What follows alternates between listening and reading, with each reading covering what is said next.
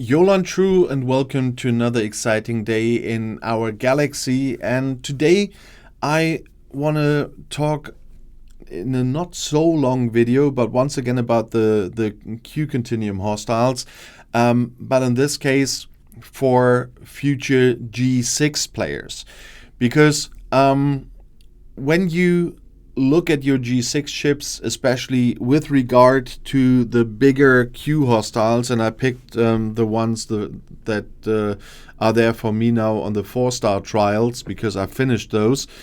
I already made a video with what crew you can from a certain point of power of these ships work because of them reducing the energy weapons. But there's something else that the Q hostiles will do to your ships. If you do something I already said yesterday about neglecting certain things when you're building your ships, but for the G6 part it will be even more interesting, because if you look at the stats of a Q continuum hostile on the higher levels, they have no isolytic damage bonus, so isolytic defense is not playing a role here. But of course they do have armor piercing and shield piercing.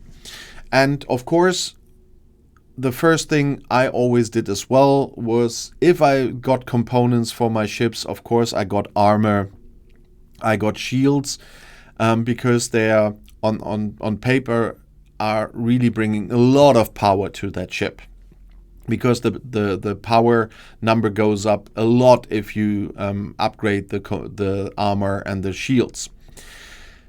But also in this case, research and officers play a big role.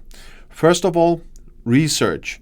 There is mitigation research for for shield piercing and for armor piercing, and so you can counter those two things that you see here with the 630 million, and the accuracy you can counter by raising your dodge, and officers and research can do that.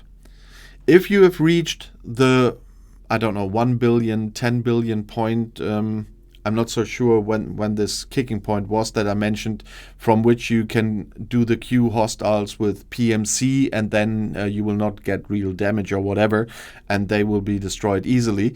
Then it doesn't matter anymore. But before you reach that point, if you are stuck at the Q hostiles, especially the 4-star ones, and especially when you are already G6, then have a look at your research and your officers, if you can get mitigation boosted and if you can get your dodge boosted to work against them. Because the components alone with the raw numbers of hull health, of shield health, they will not always work or help enough that you can get through. So your mitigation and dodge and armor will be very important as well. But it is research and officers that you have to pick for that. And look through the research that you can do. If you find something that helps you here, look through your officers. If they give you mitigation bonuses, then you will have it easier to get to that breaking point from when PMC will just work and you don't have to worry about anything anymore. So if I'm doing them now, I just put PMC on the ship and I just destroy them.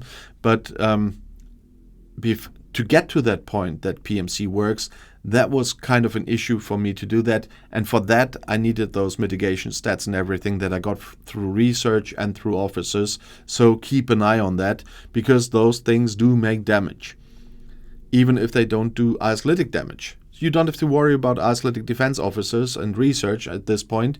So worry about mitigation and dodging at this point. And just an explanation, now it's a 274.6 billion ship again. For days I had a 2.8 trillion ship in here. That was the bug from the ARC.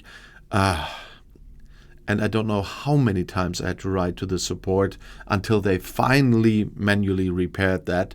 Now it's repaired, but it took me ages to do that. And several messages to support.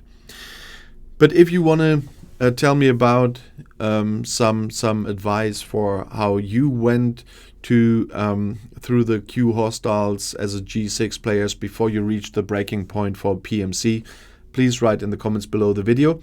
And also, do not forget there's also a Let's Play channel now for STFC from outside views, and it's in the pinned comment below the videos, and I will see that I get it into the end screen as well. And even if you go there, or if you stay here with the next video, I'll see you there. I'll be back.